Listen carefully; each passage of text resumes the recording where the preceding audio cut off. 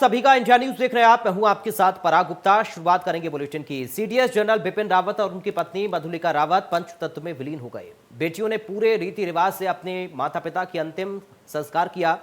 जिंदगी भर अपनी पत्नी का साथ निभाने वाले सीडीएस बिपिन रावत ने आखिरी पलों में भी मधुलिका रावत का साथ नहीं छोड़ा। लिहाजा तमिलनाडु के कुन्नूर में हेलीकॉप्टर क्रैश के वक्त भी दोनों साथ ही थे। दोनों के पार्थिव शरीर एक ही विमान से दिल्ली के पालम एयरबेस पर लाए गए। वहीं बरार स्क्वायर में भी दोनों के पार्थिव शरीरों को एक ही चिता में मुखाग्नि दी गई। दोनों बेटियों ने नम आंखों से पूरे रीति रिवाज से अपने माता पिता का अंतिम संस्कार किया।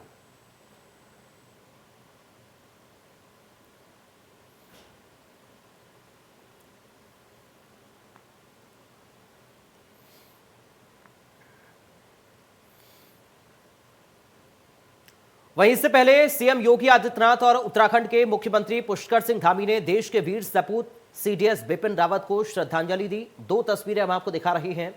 पहली तस्वीर उत्तर प्रदेश के मुख्यमंत्री योगी आदित्यनाथ की है। उन्होंने सीडीएस जनरल बिपिन रावत को श्रद्धांजलि अर्पित की। उनके साथ उत्तराखंड के पूर्व मुख्यमंत्री त्रिवेंद्र सिंह रावत को भी आप देख रहे।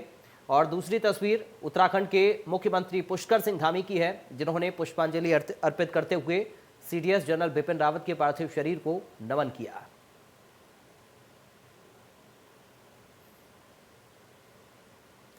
तो ये दो तस्वीरें हम आपको दिखा रहे हैं। देश ने नम आंखों से सीडीएस बिपिन रावत को अंतिम विदाई दी है। उनकी अंतिम यात्रा में जन सैलाब उमड़ा।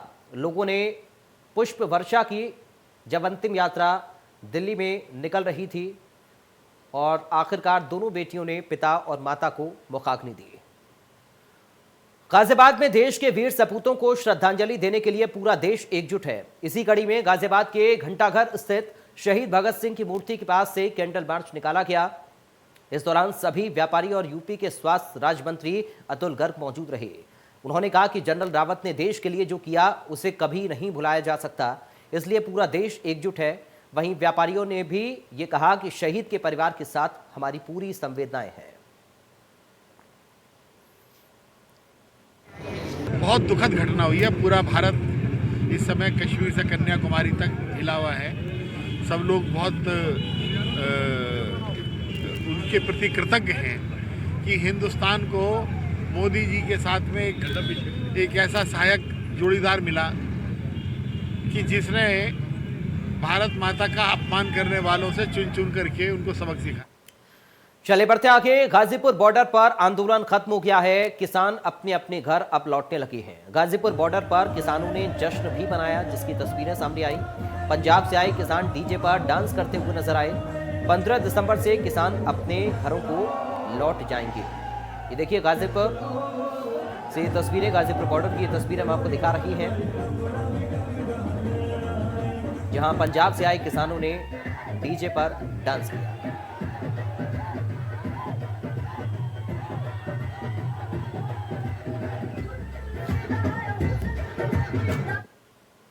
अब बात करेंगे मुजफ्फरनगर की, जहां पर बेकाबू कार ने दर्जनों लोगों को कुचल दिया। महिला समेत आधा दर्जन लोग इस हादसे में घायल हो गए। बुढ़ाना कस्बा चौकी के सामने का ये पूरा मामला सीसीटीवी कैमरे में ये पूरी वारदात कैद हो गई। सूचना के बाद मौके पर पुलिस पहुंची। थाना बुढ़ाना कोतवाली क्षेत्र के महावीर तराहे की ये घटना है। देखिए तस्वीर, किस तरह तेज रफ्तार एक गाड़ी आती है और लोगों को कुचलती है, और ये पूरा वाकया सीसीटीवी कैमरे में कैद हो गया। महिला समेत आधा दर्जन लोग इसमें घायल हुए हैं।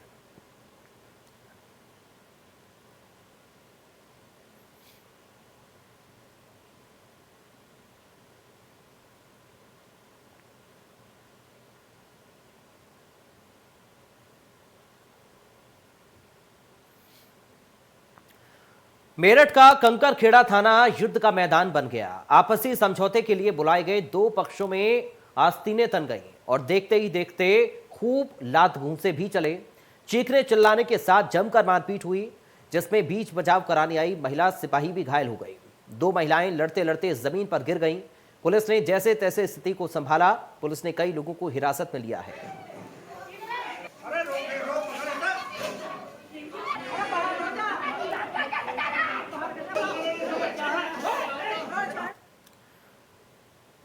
प्रधानमंत्री नरेंद्र मोदी 11 दिसंबर को उत्तर प्रदेश के बलरामपुर जाकर सरयू नहर राष्ट्रीय परियोजना का उद्घाटन करेंगे। इसके बाद दशकों से अटकी ये परियोजना शुरू हो जाएगी, जिससे यूपी के एक बड़े भाग को कई तरह की राहत मिलेगी।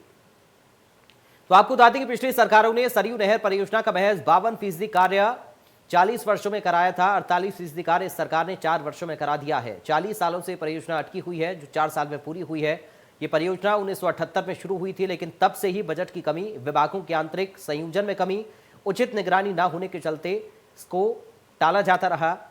4 दशकों से ये परियोजना पूरी नहीं हो पाई। पीएम नरेंद्र मोदी ने 2016 में दशकों से लटकी इस परियोजना को प्रधानमंत्री कृषि सिंचाई योजना के अंदर डाल दिया, जिससे सुनिश्चित हो सके कि ये परियोजना एक निश्चित अवधि में पूरी हो। बीते 4 सालों में इस परियोजना को पूरा करने के लिए भूमि अधिग्रहण के नए तरीके निकाले गए। इस प्रोजेक्ट की राह में अन्य जो रोड़े थे उन्हें भी दूर करने के लिए कई अलग अलग प्रयास किए गए। इसी प्रयास के चलते ये परियोजना बीते 4 साल में पूरी हो पाई। तो सरयू नहर परियोजना की लागत 9,800 करोड़ रुपए आई है, जिसमें से 4,600 करोड़ रुपए से ज्यादा बीते 4 साल में खर्च हुए हैं। ये परियोजना 5 नदियों को जोड़ने का भी काम करती है। ये नदियां घाघरा, सरयू, राप्ती, बाणगंगा और रोहिणी हैं, जिससे इस पूरे क्षेत्र में जल का सही उपयोग हो पाएगा। इस परियोजना से 14 लाख हेक्टेयर भूमि की सिंचाई सुनिश्चित होगी और 6200 गांवों के 29 लाख किसानों को भी फायदा होगा।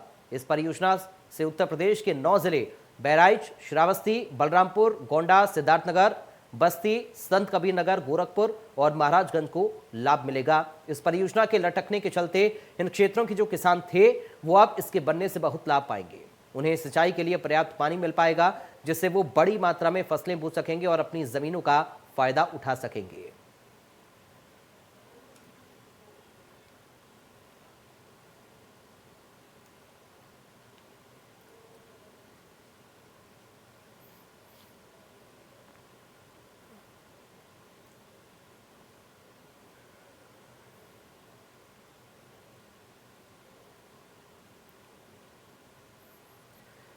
ग्यारह दिसंबर को प्रधानमंत्री नरेंद्र मोदी के बलरामपुर में जनसभा होगी, जिसको लेकर पुलिस विभाग की तरफ से बड़ा रूट डायवर्जन किया गया है। रूट डायवर्जन के अनुसार तमाम ऐसे बड़े वाहन बहराइच से बलरामपुर नहीं जा सकेंगे, उन्हें रूट डायवर्जन के अनुसार ही जाना होगा। प्रधानमंत्री मोदी की सुरक्षा को लेकर तीनों जनपदों की पुलिस मुस्तैद है। हमारे संवाददाता ने ट्रैफिक इंस्पेक्टर अनिल तिवारी से खास बातचीत की है, देखिए रिपोर्ट। देश के प्रधानमंत्री नरेंद्र मोदी के आगमन को लेकर तैयारियां युद्ध स्तर पर जारी है। मैं इस समय जनपद बहराइच में हूं और शासन के द्वारा रूट डायवर्जन किया गया है। रूट डायवर्जन सिर्फ इसलिए किया गया है ताकि नरेंद्र मोदी के कार्यक्रम को लेकर के कोई भी ऐसी असुरक्षा ना उत्पन्न हो सके। मैं आपको दिखाना चाहता हूं, मेरे पीछे देखिए, ये लखीमपुर का मार्ग है जो सीधे लखीमपुर की गाड़ियां यहाँ पे आती हैं। यानी कि कल यहाँ पे बड़े पैमाने पे पुलिस तैनात रहेगी और इस रूट को पूरी तरीके से बंद कर दिया जाएगा। बड़े वाहन जो है इस रूट पे नहीं आ सकेंगे। वहीं दूसरी तरफ से जिधर से ये ट्रक आ रहा है, मैं आपको ये भी दिखाना चाहता हूं कि ये लखनऊ और सीतापुर का मार्ग है। लखनऊ और सीतापुर से आने वाले जितने बड़े वाहन हैं वो रोक दिए जाएंगे। उनको तभी प्रवेश दिया जाएगा जब नरेंद्र मोदी की जनसभा समाप्त हो जाएगी। मैं जहां पे इसमें मौजूद हूं, यहाँ पे तमाम पुलिसकर्मी लगाए गए हैं और लगातार ये लोगों को समझाने का प्रयास कर रहे हैं, लोगों को बताने का प्रयास कर रहे हैं कि रूट डायवर्जन को देख करके ही लोग चले।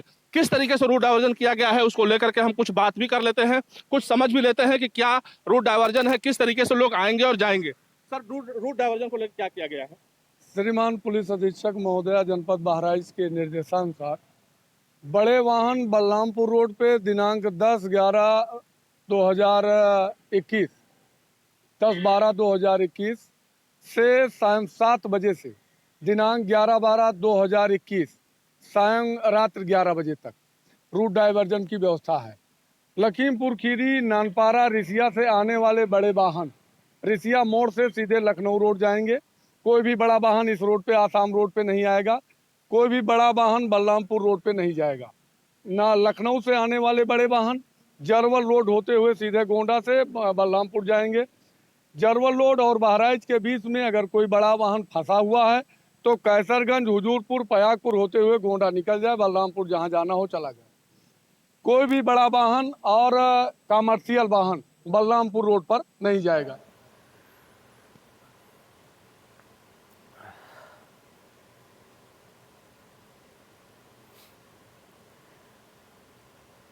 भारत रेलवे ने रोज सफर करने वाले और अचानक यात्रा करने वाले यात्रियों को बड़ी राहत दी है। कोरोना काल में रेलवे द्वारा बंद की गई जनरल टिकट की सेवा को रेलवे ने फिर से शुरू कर दिया है। यात्री अब जनरल टिकट लेकर यात्रा कर पाएंगे। आज से सिर्फ 10 ट्रेनों में जनरल टिकट की सेवा शुरू की गई है। इसके साथ ही यात्रियों को जनरल टिकट में 15 रुपए कम देने पड़ेंगे। हमारे संवाददाता ने यात्रियों से खास बातचीत की, देखिए रिपोर्ट।